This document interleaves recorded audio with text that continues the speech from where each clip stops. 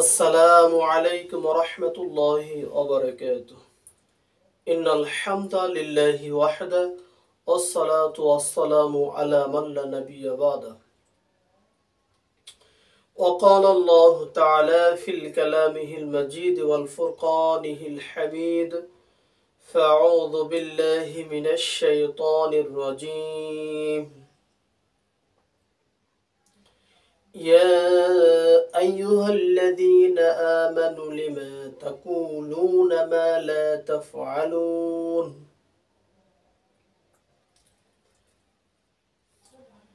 كبر مقتا عند الله أن تقولوا ما لا تفعلون. وقال الله تعالى في كلامه المجيد والفرقانه الحميد: وإنك لعلى خلق عظيم. যাবতীয় হামদ তারিফ প্রশংসা আল্লাহ সুবহানাহু তাআলার জন্য, যার অশেষ দয়া কৃপায় আমরা সাপ্তাহিক দিনী বৈঠকে উপস্থিত হতে পেরে আল্লাহ সুবহানাহু তাআলার শুকরিয়া আদায় করছি। আলহামদুলিল্লাহ।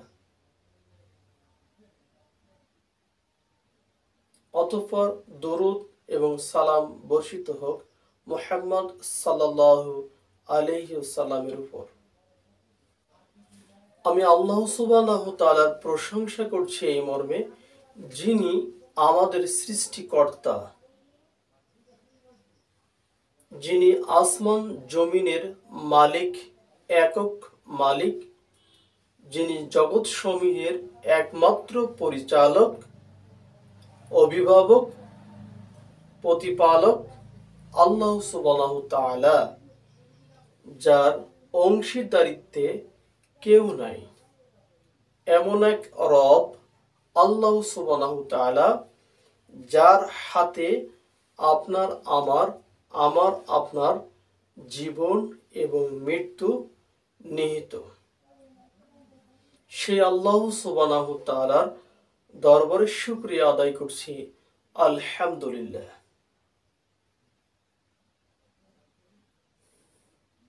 দরুদ এবং সালাম বর্ষিত হোক তার প্রিয় হাবিব, শেষ নবী, শেষ রাহবার, যার উপরে মহাগ্রন্থ আল কোরআনুল কারীম অবতীর্ণ হয়েছেন, যার আদর্শ গোটা মানব জাতির থেকে সর্বোত্তম শ্রেষ্ঠ আদর্শ, যার চরিত্র সবার ঊর্ধ্বে, এমন এক নবীর পরে আমরা দরুদ এবং সালাম পাঠ করছি। আল্লাহুম্মা সাল্লি আলাইহি, আল্লাহুম্মা বারিক আলাইহি।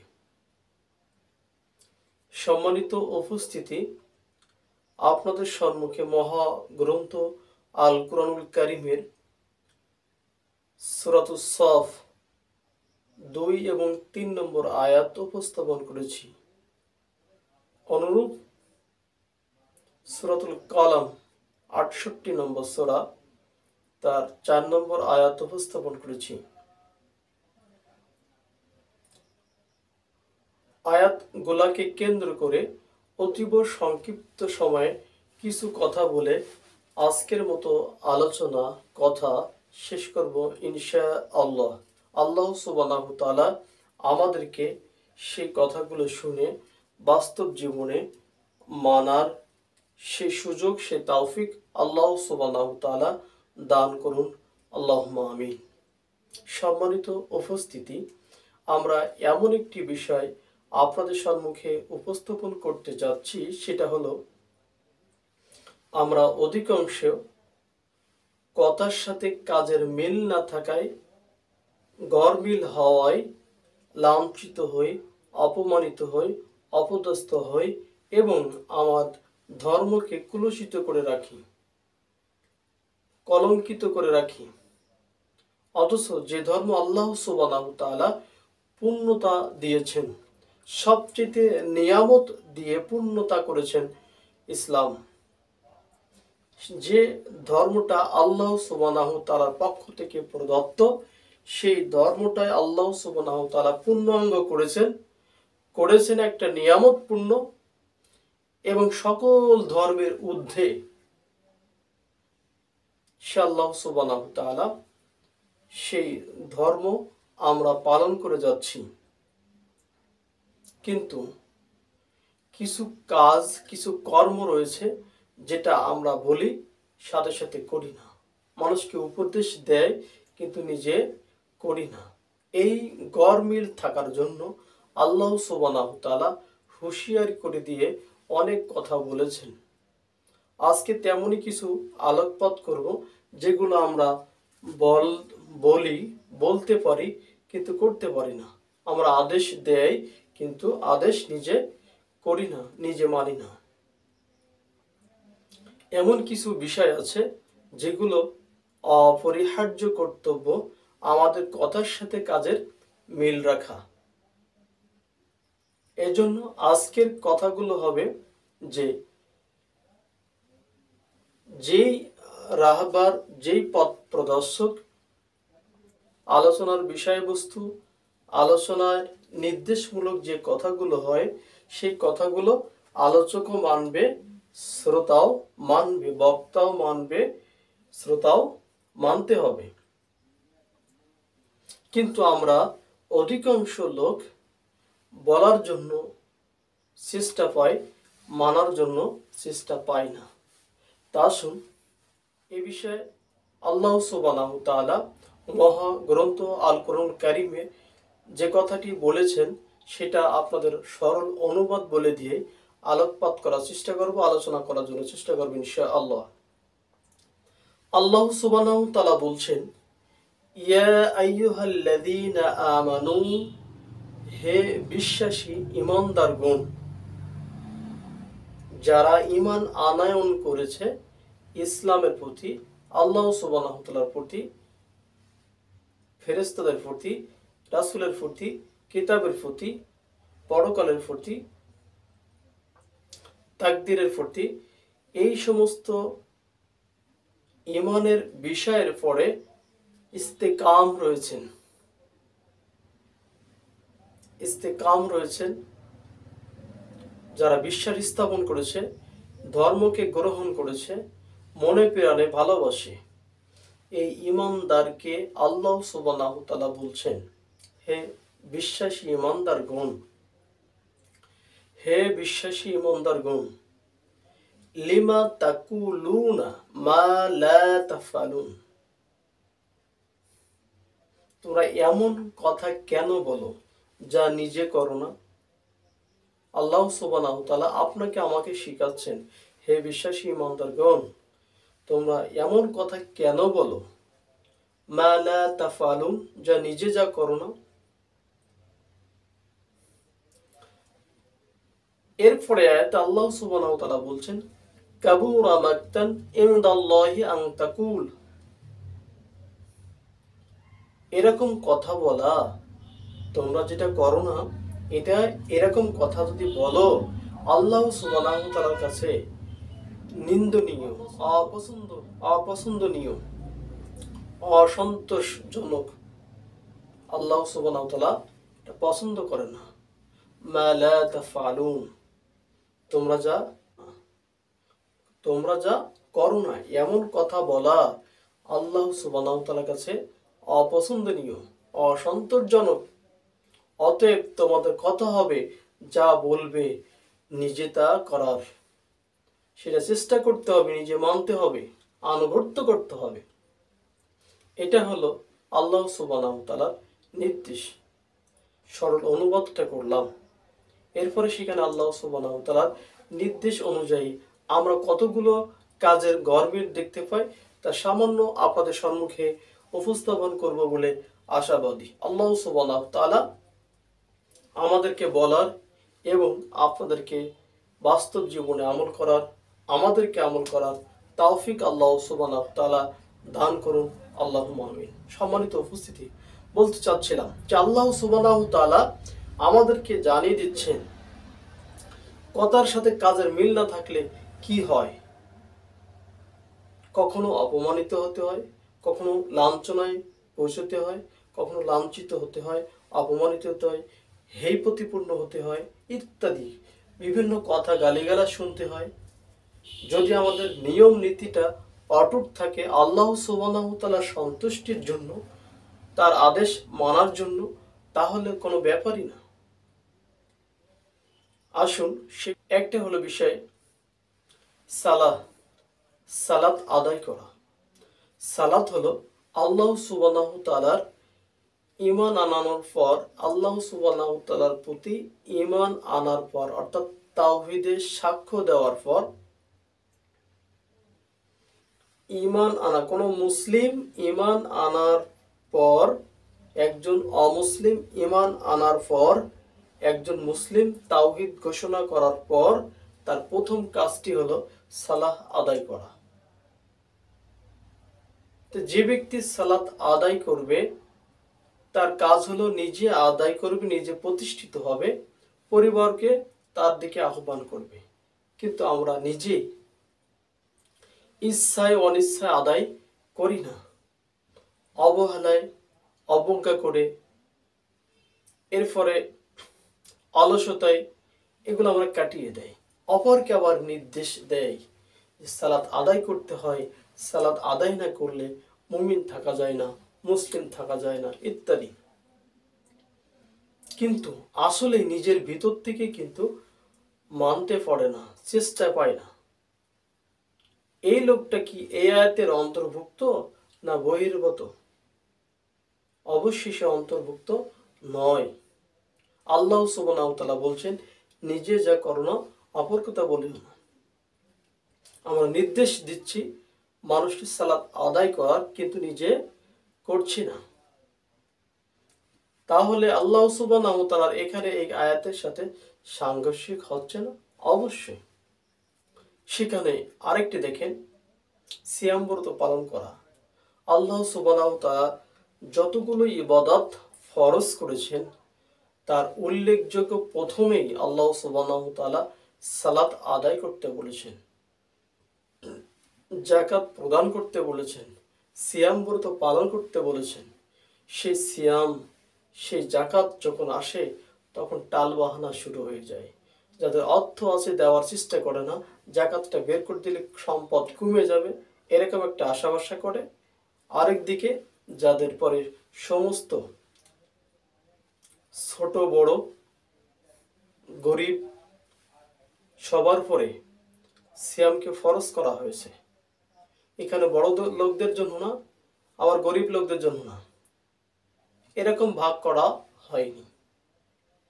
তাহলে মুসলিম হলে যেমন সালাত আদায় করতে হবে, মুসলিম হলে অবশ্যই সিয়াম ব্রত পালন করতে হবে। এখানেও আসলে অহেতু বিভিন্ন রকমের ওজর পেশ করে আল্লাহ সুবহানাহু ওয়া তাআলার ফরজিয়াত সিয়ামকে অবজ্ঞা করে না থাকার চেষ্টা করে এবং নিজেকে দোষারোপ করে আমরা অসুস্থ, কখনো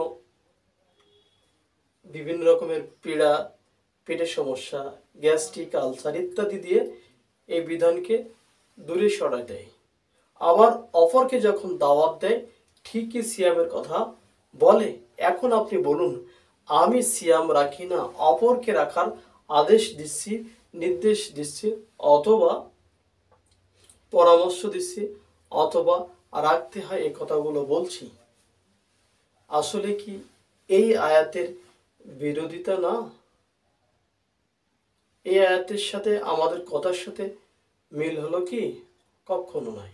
আল্লাহ সুবহানাহু ওয়া তাআলা বলছেন, নিজে যা করো না অপরকে তা বলিও না। এখানে আমরা সিয়াম রাখি না, অপরকে রাখতে নির্দেশ দিচ্ছি, অথচ আল্লাহ সুবহানাহু ওয়া তাআলার সাথে কথার সাথে আমার কথার সাথে মিল নাই। আরে সেই তো প্রকৃত আলেম। আমাদের অবশ্য উচিত হলো আল্লাহ সুবহানাহু ওয়া তাআলার ফরজিয়াতকে মেনে নেওয়া, পালন করা। জানার নাম আলেম নয়, মানার নামই আলেম। একজন আলেমের কাজ, একজন মুসলিমের কাজ, এটা আল্লাহ সুবহানাহু ওয়া তাআলা ফরজ করেছেন, আমাকে মেনে নিতে হবে, থাকতে হবে, পালন করতে হবে। এটা হলো তাই। ঠিক আলেমের কাজই তাই যে আল্লাহ সুবহানাহু ওয়া তাআলার আদেশগুলো মেনে চলা, জানা এবং মানা। সেই তো প্রকৃত আলেম, যে তার ইলম অনুযায়ী, তার জ্ঞান অনুযায়ী যা আছে কোরআন কারিমে, যা আছে রাসূল সাল্লাল্লাহু আলাইহি ওয়াসাল্লামের হাদিসে, তা জেনে বুঝে বাস্তব জীবনে আমল করা। যতটুকু জানছে অতটুকু মানার চেষ্টা করা, যতটুকু জানছে অতটুকু মানার চেষ্টা করা। যে ব্যক্তি যতটুকু জানে অতটুকু মানে, সেই হলো প্রকৃত আলেম। তো জানলো কিন্তু মানলো না, জানলো কিন্তু মানলো না, সে প্রকৃত এখনো আলেম হয়নি। যদি আলেম হয় তাহলে সবচেয়ে বেশি জানতো আল্লাহ সুবহানাহু ওয়া তাআলা। আল্লাহ সুবহানাহু ওয়া তাআলা সে সৃষ্টি, শয়তান ইবলিস সবচেয়ে বেশি জানতো, কিন্তু মানেনি। আল্লাহ সুবহানাহু ওয়া তাআলার নির্দেশ না মানার কারণে যদি শয়তান ইবলিস হয়, শয়তান হয়ে যেতে হয়, তাহলে আমরা যারা জানি, বলার জন্য পাগল, বলতে পারলে ভালো, কিন্তু নিজে তা মানি না, তাহলে কি আমাদের ওই রকম শয়তানের মতো হবে না? অবশ্যই শয়তান জানে, বোঝে, কিন্তু মানে না। আল্লাহ সুবহানাহু ওয়া তাআলা সেই কথা উল্লেখ করে সূরা হাশরে, যে সেটা হলো উদাহরণ, ওই রকম উদাহরণ, শয়তানের উদাহরণ হলো সেইটা যে কামা সালিশ শয়তান, অর্থাৎ আল্লাহ তাআলা শয়তানের উদাহরণ দিয়ে বলছেন, শয়তান মানুষকে বলে তোমরা কুফরি করো, তোমরা অস্বীকার করো, এই কাজটা করো। যখন সে কুফরি করে ফেলায়, অস্বীকার করে ফেলায়, আল্লাহ সুবহানাহু ওয়া তাআলার বিদ্রূপ কোনো কাজ করে ফেলায়, তখন শয়তান সেই বান্দাকে, সেই লোককে বলে, আমি তোমার থেকে এখন পৃথক, আমি তোমার সাথে এখন সম্পর্ক করব না। কেন? তিনি বলছেন, ইন্নি আখাফুল্লাহ, আমি আল্লাহ সুবহানাহু ওয়া তাআলাকে ভয় করি, রাব্বাল আলামিন, যিনি জগৎ সমূহের প্রতিপালক। তাহলে কিয়ামত একদিন হবে, সেটাও বিশ্বাস করে কে? শয়তান। আল্লাহ সুবহানাহু ওয়া তাআলাকে ভয় করে কে? শয়তান। কিন্তু সেই কুফরিতে ব্যস্ত থাকে, লিপ্ত থাকে। তাহলে আমাদের থেকে বেশি না আল্লাহ তাআলাকে ভয় করে? সম্মানিত উপস্থিতি, তাই বলছিলাম যে অবশ্যই সেই প্রকৃত আলেম যার জানা অনুযায়ী ততটুকু মানে, তার জানা অনুযায়ী ততটুকু মানে, আনুগত্য করে। আসুন সেখানে কয়েকটি কথা না বললে নয়। সেটা হলো এই যে আমরা যেখানে যেভাবে থাকি না কেন, আল্লাহ সুবহানাহু ওয়া তাআলা সন্তুষ্টির জন্য আল্লাহ সুবহানাহু ওয়া তাআলার বিধিবিধানকে মেনে চলি। কখনো ওজর দিয়ে পাশ কাটিয়ে যাওয়ার চেষ্টা করব না। ওই যে আপনি শীতের সময় কি গরমের সময় নিজেকে নিয়ে ভাবলেন যে অবশ্যই গরমকালে থাকা যায় না, শীতকালে থাকতে হয় সিয়ামগুলো। মুমিনের কাছে কোনো অবস্থায় ঠান্ডা, গরম, শীতল ইত্যাদি এগুলো না। সে ভাবে অবশ্যই আল্লাহ সুবহানাহু ওয়া তাআলা আমার উপরে ফরজ করেছেন, এটা আল্লাহ সুবহানাহু ওয়া তাআলা বিধান জারি করেছেন, অবশ্যই আমাকে তা মানতে হবে। চাই সেটা ঠান্ডার সময় হোক, চাই সেটা গরমের সময় হোক। ঠান্ডা, শীত, গ্রীষ্ম, ঠান্ডা, গরম, এটা মুমিনের কোনো পরোয়া করে না। মুমিন সদা প্রস্তুত তার রবের আদেশ মানার জন্য। অতএব আমরা চেষ্টা করব তার হুকুমগুলোকে, ফরজিয়াতগুলোকে মেনে নিয়ে বাস্তব জীবনে আমল করা। আল্লাহ সুবহানাহু ওয়া তাআলা তৌফিক দান করুন। সম্মানিত উপস্থিতি, যে কথা বলতে যাচ্ছিলাম সেটা হলো এই যে নিজের ব্যক্তিগত জীবনে 3.5 হাত বডিকে আমরা নিজেরাই নিয়ন্ত্রণ করতে পারলাম না। টুপি দিয়ে, দাড়ি দিয়ে, লেবাস দিয়ে, পোশাক দিয়ে নিজের 3.5 হাত বডিকে হারাম থেকে, জুয়া থেকে, মদ থেকে, জেনা থেকে, ব্যভিচার থেকে, অবৈধ খাদ্য গ্রহণ থেকে, অবৈধ গান বাজনা নভেল নাটক থেকে, অবৈধ অসংখ্য পথপন্থা থেকে নিজের বডিকে হেফাজত করতে পারলাম না, অথচ সেই বডি দিয়ে অন্য মানুষকে আহ্বান করছি। এটা একটা নিন্দনীয় নয় কি? আমি সারা দুনিয়া কিভাবে জয় করব?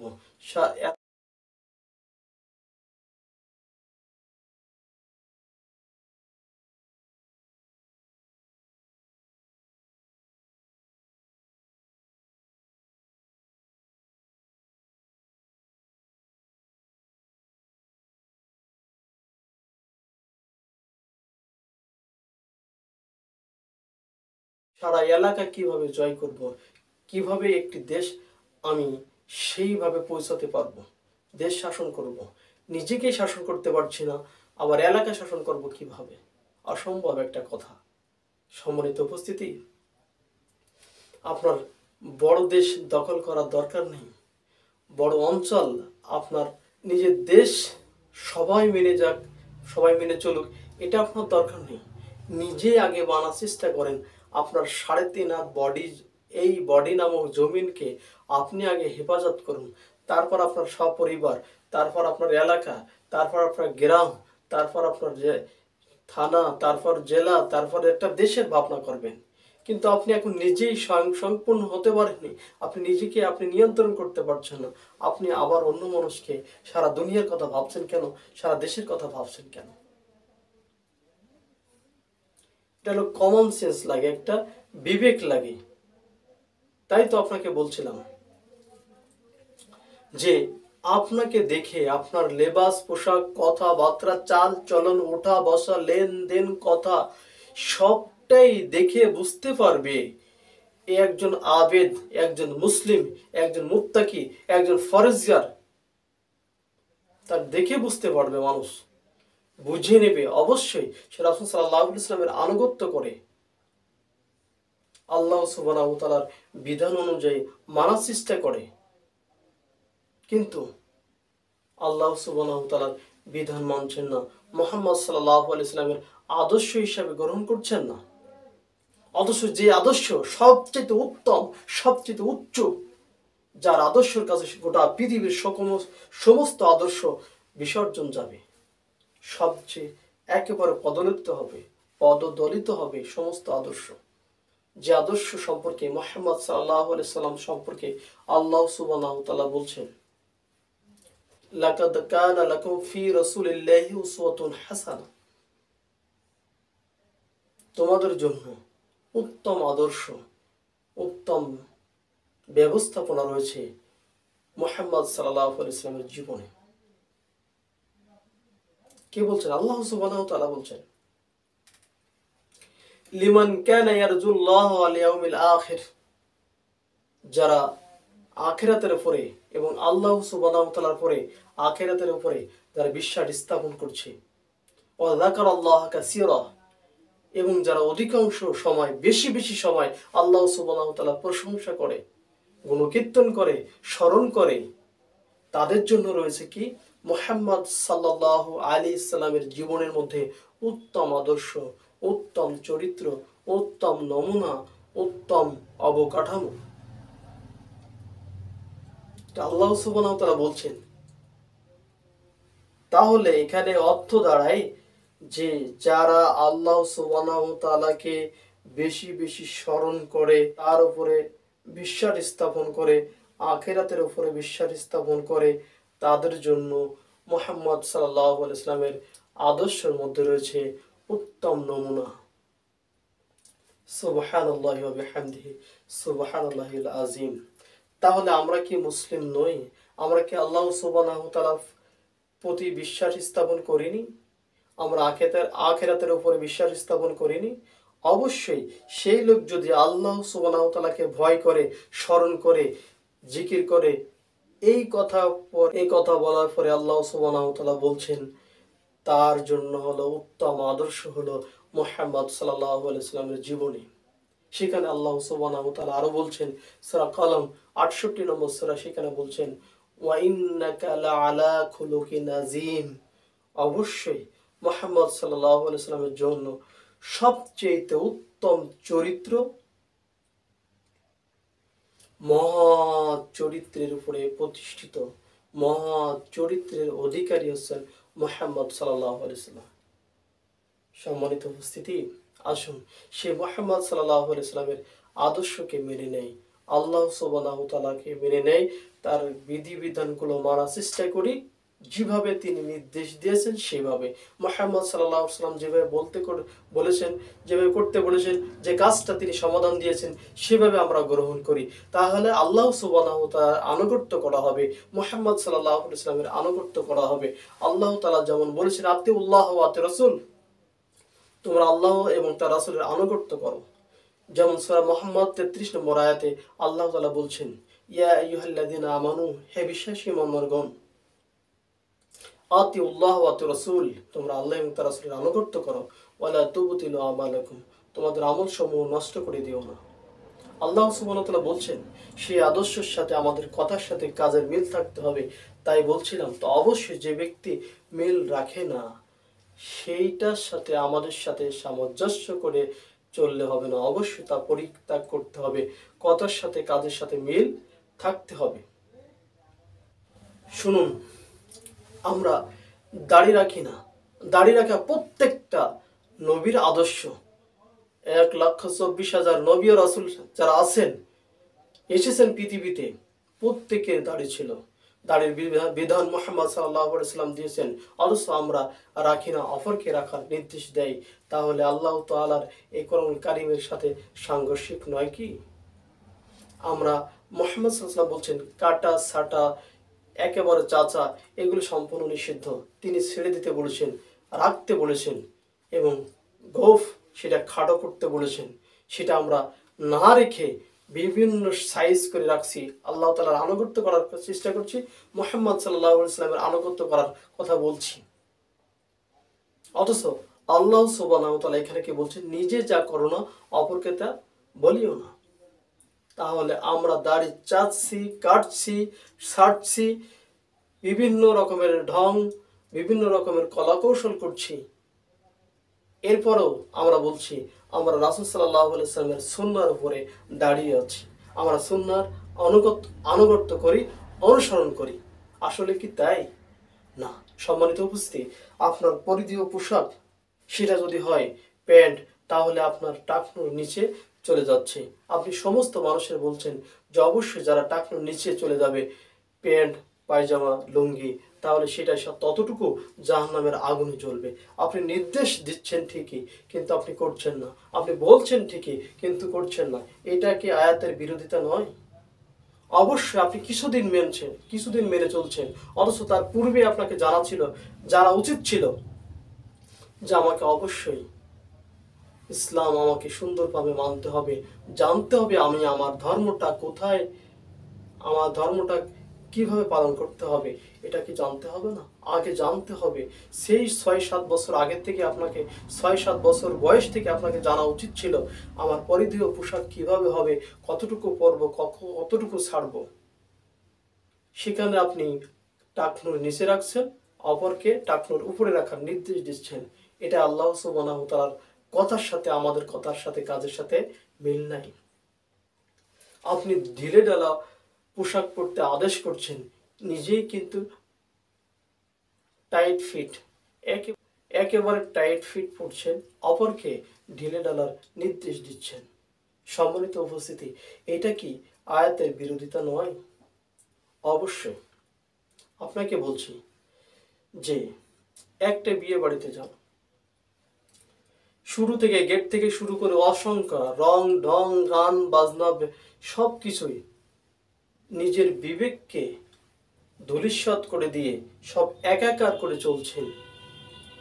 সেটাকে আপনি গ্রহণ করছেন, পাপকে পাপ মনে করছেন, হারামকে হালাল করে নিচ্ছেন, একাকার করে চলছেন।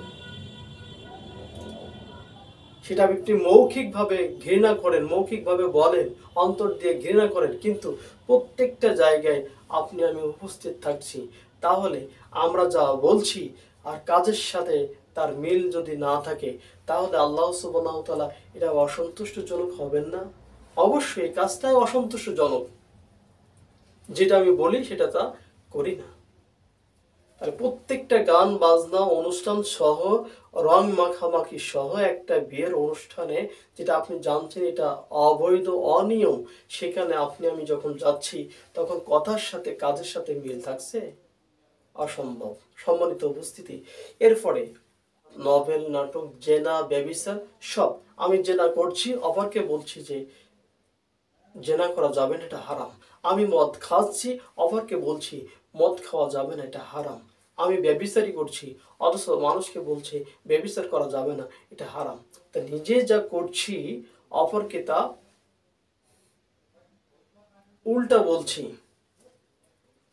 কাজের সাথে মিল নাই।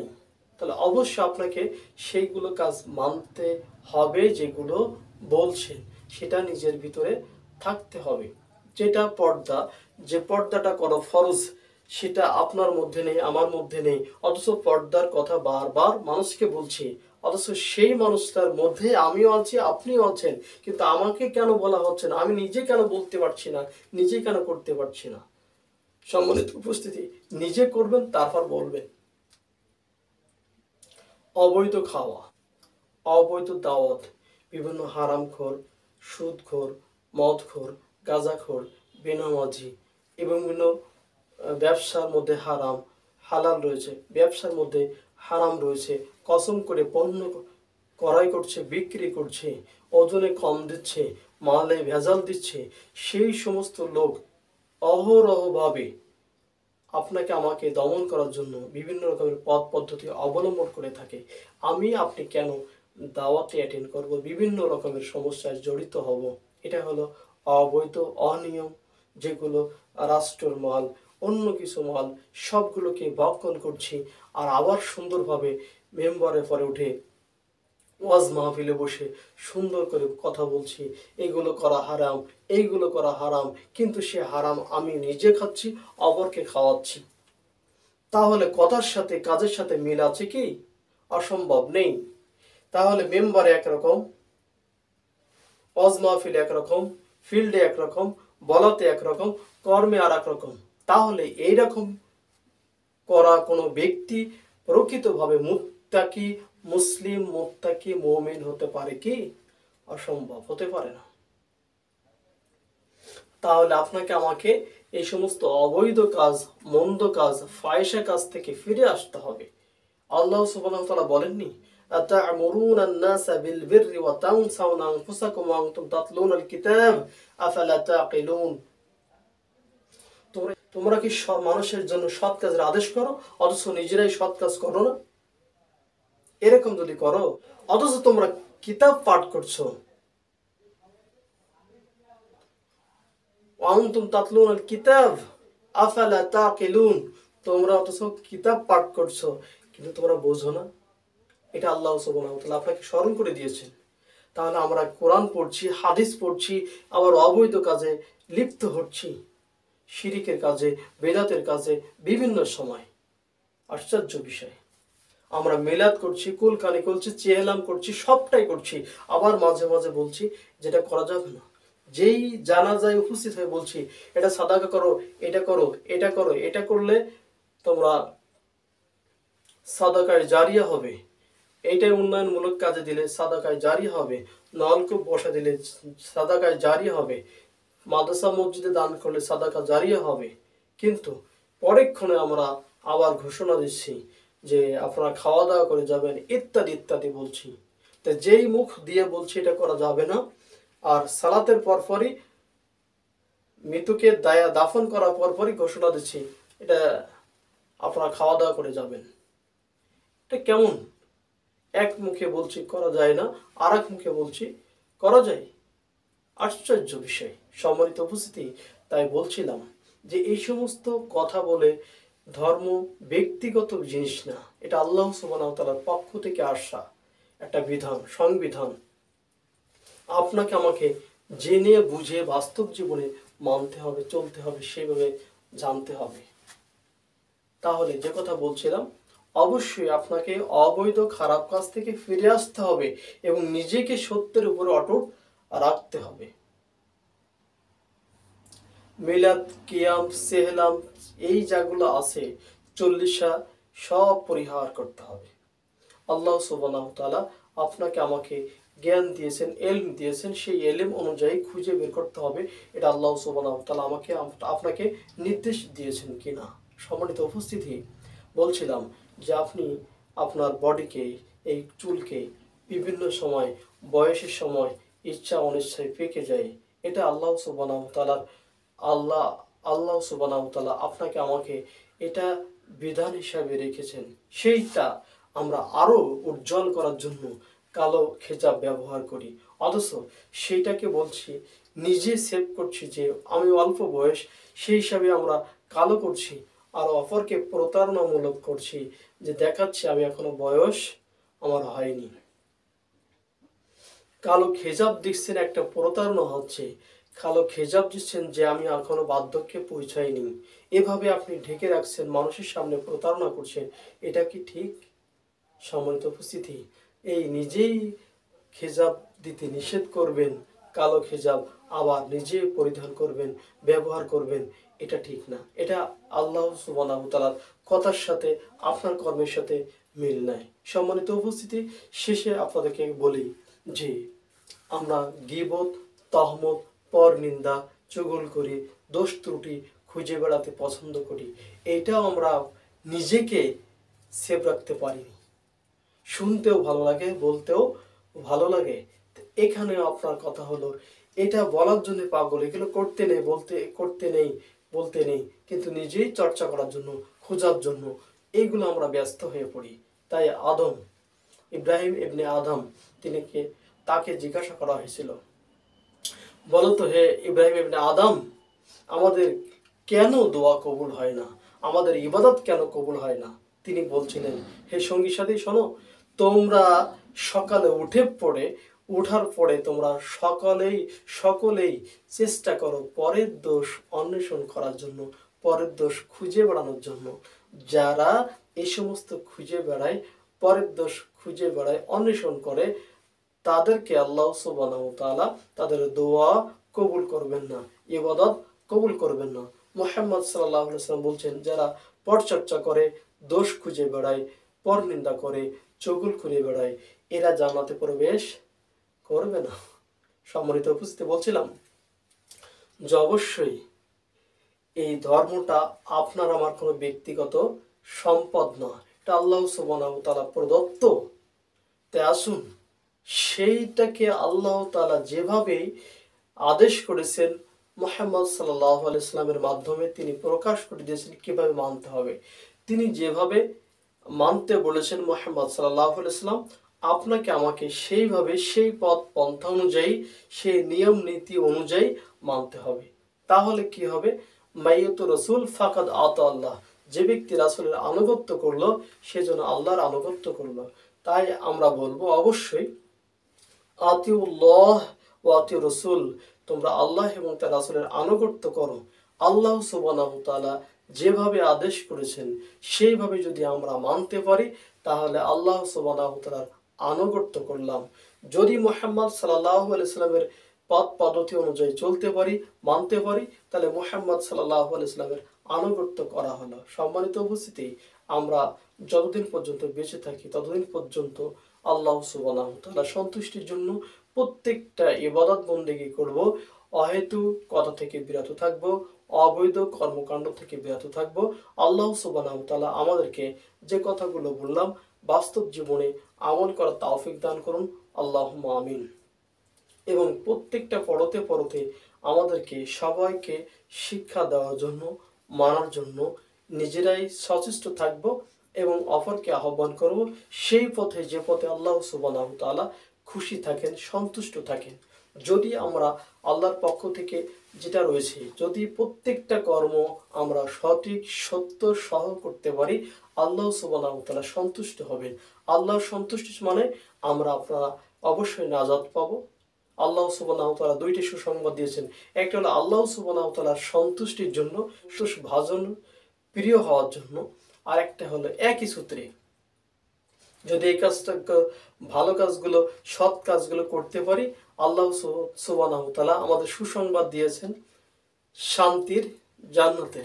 অপরদিকে আমরা যদি এগুলো পরিহার করি, আমরা যদি গ্রহণ করি, হারামগুলোকে মেনে চলি অথবা অসন্তোষজনক কাজগুলো করি, তাহলে আমাদেরকে সুসংবাদ দিয়েছেন আযাবের, গজবের, লানতের। অতএব আমরা এগুলোকে পরিহার করে আল্লাহ সুবহানাহু ওয়া তাআলার সন্তুষ্টি অর্জন করব, সেই সন্তোষজনক কাজ করব। তাহলে আল্লাহ সুবহানাহু ওয়া তাআলা আপনাকে আমাকে সুসংবাদ দিয়েছেন জান্নাতের, তার ক্ষমার, সেদিকে যাওয়ার চেষ্টা করব ইনশাআল্লাহ। আল্লাহ সুবহানাহু ওয়া তাআলা আপনাকে, আমাকে, সবাইকে প্রকৃতপক্ষে মুসলিম হয়ে, ইমানদার হয়ে মৃত্যুবরণ করতে পারি সে তৌফিক আল্লাহ সুবহানাহু ওয়া তাআলা দান করুন। আল্লাহুম্মা আমিন। আসসালামু আলাইকুম ওয়া রাহমাতুল্লাহি।